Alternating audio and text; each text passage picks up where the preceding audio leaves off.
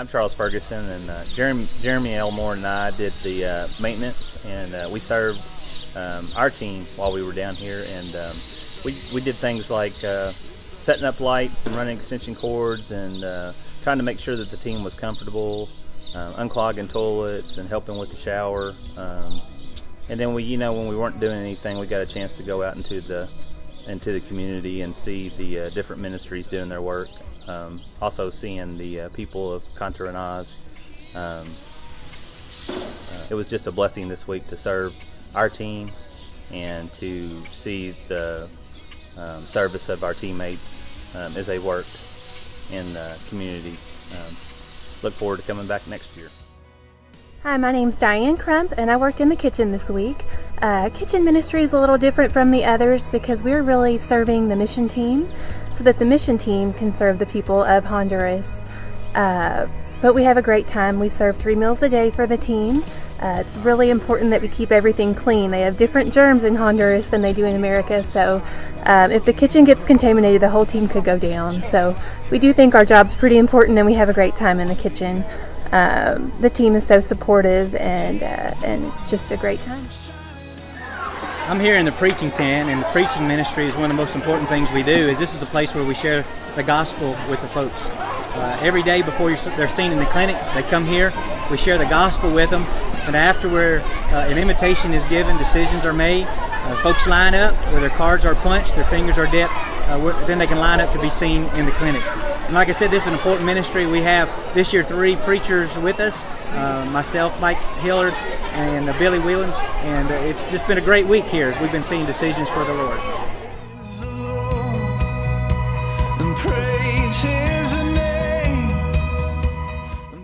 Hello, I'm Billy. Just here with you wanting to tell about our water ministry this year in Honduras. I want to thank all the youth boys. Almost all of them helped me at different times, loading the water, unloading the water, and passing it out. So I really want to thank those guys. But one of the things that really touched my heart about this ministry was something as simple as a bottle of water.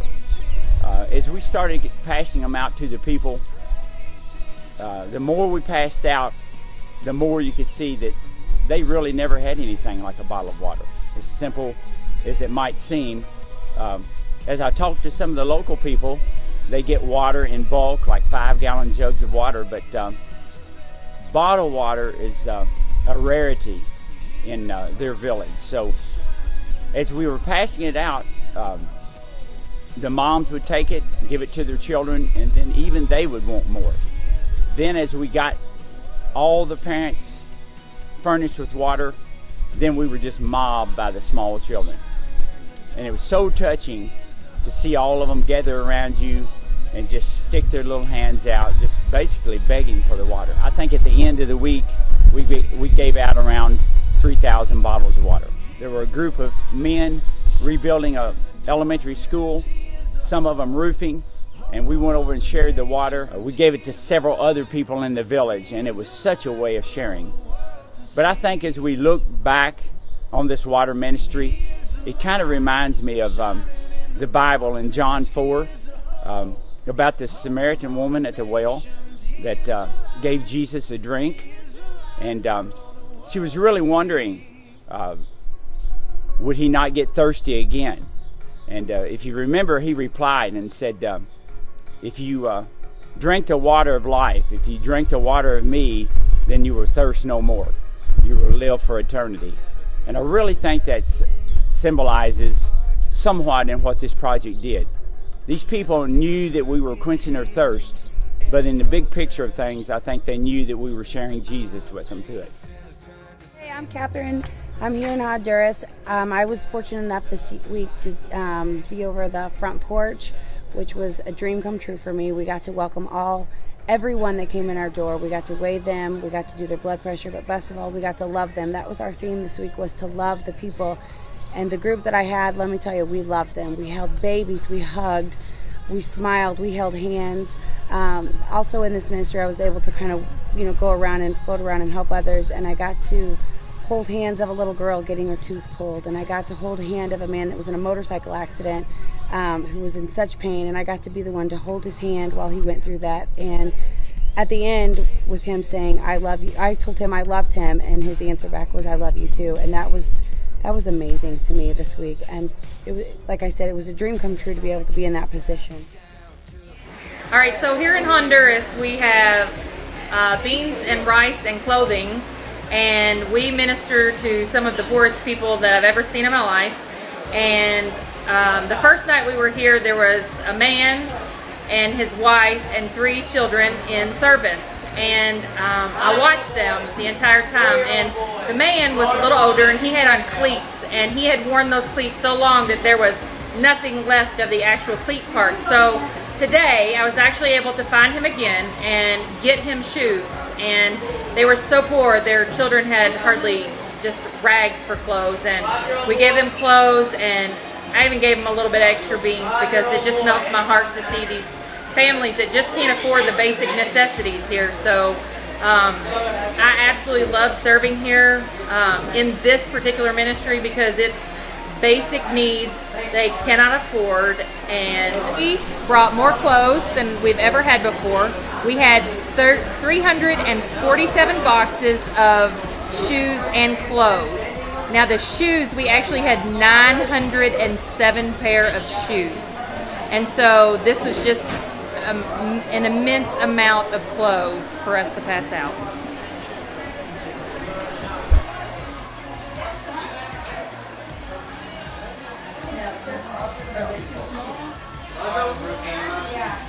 You know, God calls us to just, if you would do it for the least of these. And I think, you know, these people, they don't have anything. And so I can give to the least of these. And it's such a blessing in my life.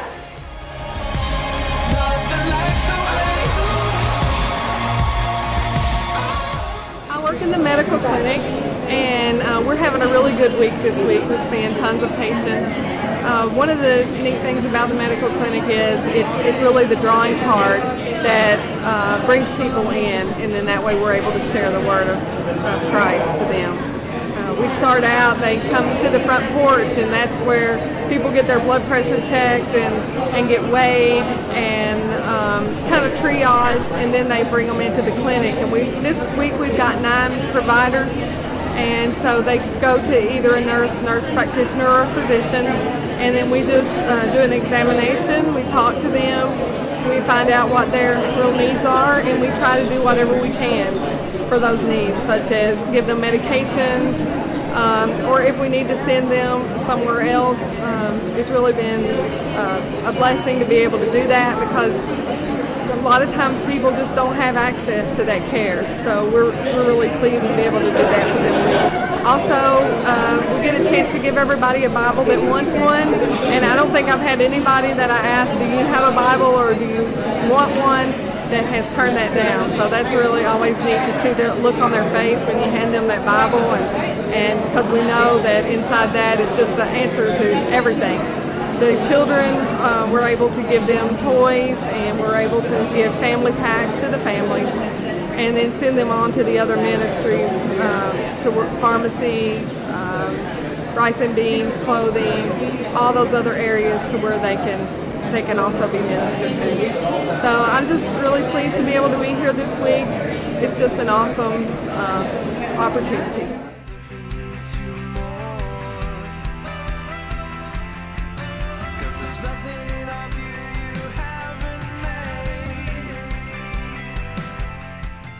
Hello, my name is Annie Brown, and I'm the team leader of the dental ministry. We have about 9 workers in the dental clinic. We have 3 doctors, and the rest are assistants and staff. We've had the most successful year yet. We've done the most extractions that we've ever done, and it's been pretty awesome with 3 dentists this year. 2 are Honduran dentists, and the other one is an American dentist. So we've been very successful. We haven't seen the amount of decay that we have in the past due to better hygiene in this clinic, but it has been very successful what we've been able to do. We've actually even been able to extract 3rd molars, which is something that we were unable to do last year, wisdom teeth. We've also had an addition to our team this year where we're able to do cleanings for patients. Dr. Adam has bought us a cordless prophy set, so that's been pretty awesome that we've got to clean patients while they're waiting to get numb for their extractions. So I think in the 2.5 days we've done a little over 400 extractions so far, so we've still got the rest of the day. Mainly just get extractions taken care of. It costs about $10 Honduran to get your tooth extracted. I'm sorry, $10 American dollars to get your tooth extracted over here. So instead of filling teeth, they just wait till it gets completely decayed and sometimes abscessed, and then they have to get the tooth extracted.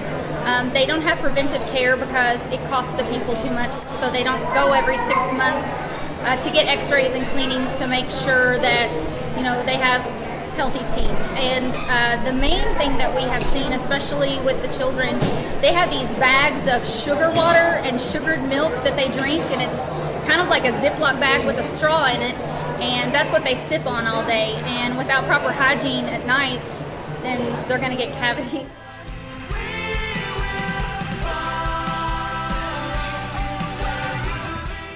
My name is Vaughn Miller. I'm a chiropractor in Elizabethtown. I was asked to join Team Lane to come down to Honduras so that we could treat the patients of Contreras with chiropractic care. I did have an opportunity to see several patients while I was here, and it was a joy watching their faces when they received their first chiropractic adjustment. I know there was a lot of people we were able to help, and the other thing that I was thankful for is that while I was here I was able to work on the staff, or the team that was here. And we administered chiropractic care to them sometimes in the morning and sometimes at the end of the day. We had 360 adjustments to the patients that were down here. That included the team as well. This is the first time they had a chiropractor, so I was happy to be the first to do this, and I would be happy to do it again. Looking forward to next year.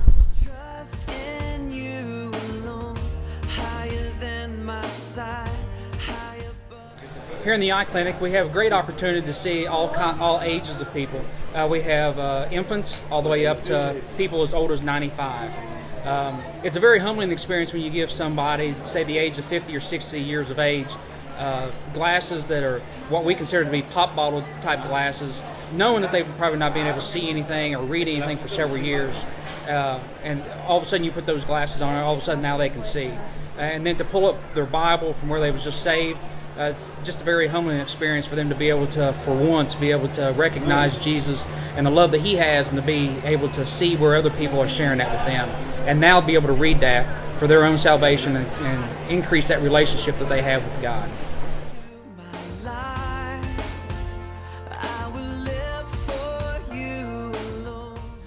Hi, I'm Sara. I'm the pharmacist here in Honduras for the week.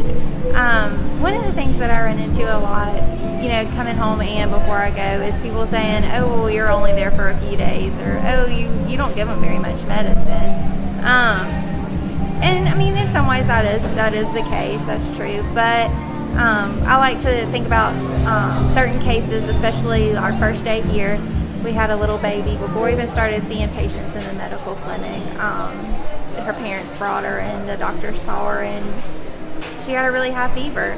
I think it converted out of Celsius to something like 105. So we were able to give her Tylenol right then and there. And I mean, that's something that, she's probably going to get another fever at some point in her life, but we were able to treat that fever right now, and we were here for that.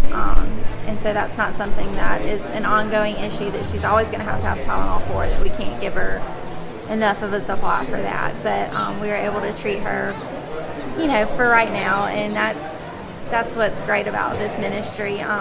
We're able to treat some of the more acute illnesses and just help them feel better, and just love on them, and be here just to help them out in the right here and now. And sometimes that's important too. So it's been great to get to see the people coming through, get to see them when they're dropping off and picking up things, and just to see the smiles on their faces, and know that we're helping them. It's all worth it.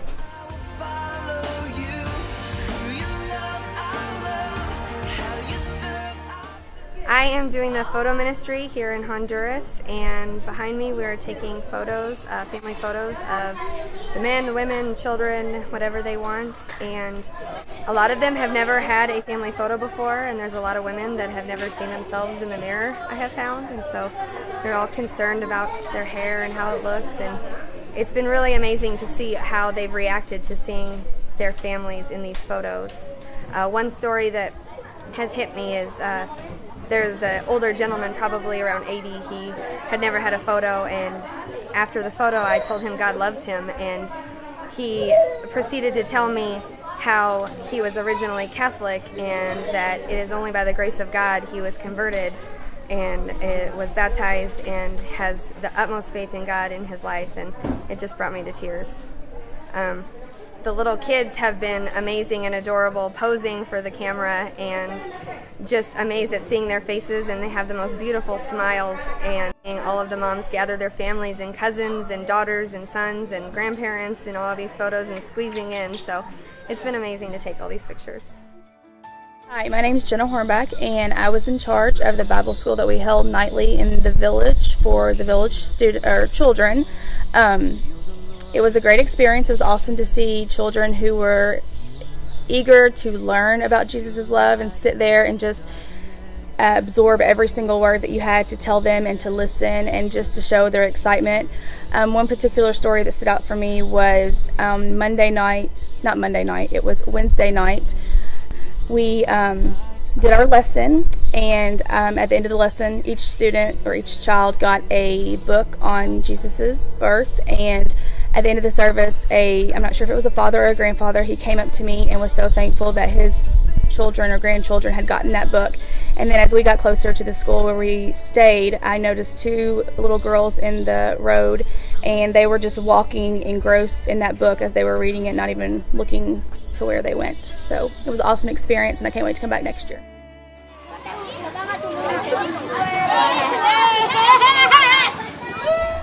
Hey everyone, I'm here in Honduras, and I'm excited to talk to you a little bit about the children's ministry. We're having so much fun. We've seen a lot of kids, and they're so excited to be here. And as you might hear here in just a couple minutes, they're going to start singing songs about Jesus, and they have a lot of fun. What they're learning this week is just the salvation story, and how we've come here to just tell them about our friend Jesus and how much we love them, and that we're here to tell them, and we want others to tell their friends about Jesus as well.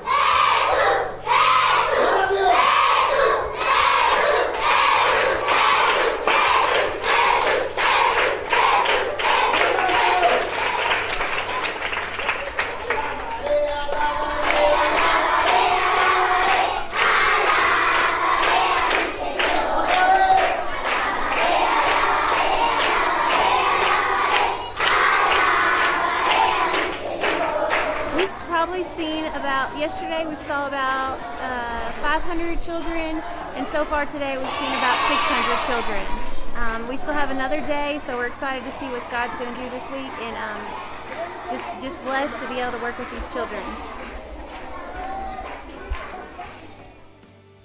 My name's Alex Vowels, and I was with Youth Boys today, and we just went out twice a day. And we did a devotion. We got all the boys together. We did a devotion, and we played mostly soccer with the boys. And this is a really important ministry because a lot of these boys that we see don't go through the clinics and don't hear about the Word of God. So this is the only Word of God that they hear maybe their whole life. We don't just play soccer with the kids. We take a break, and we usually get a translator over, and we talk one-on-one with them, and just hear about their story and their struggles, what they go through, and we talk to them about ours and what we go through too. There was this one particular boy, I don't remember his name, but he came up to me and he started talking to me, and he pointed down at his shoes. He said he didn't have any. He had sandals on, but they were worn out. They weren't even full sandals. And I looked at his feet. They were dirty. His toenails were kind of deformed in a way. And so I told him it was the last day that we were here. And so we had run out of shoes a long time ago over at the clinic. And so I told him if he walked back to the city with me that we were in, that I would give him my shoes. And So we got to the city, and I took off my shoes and I gave them to him.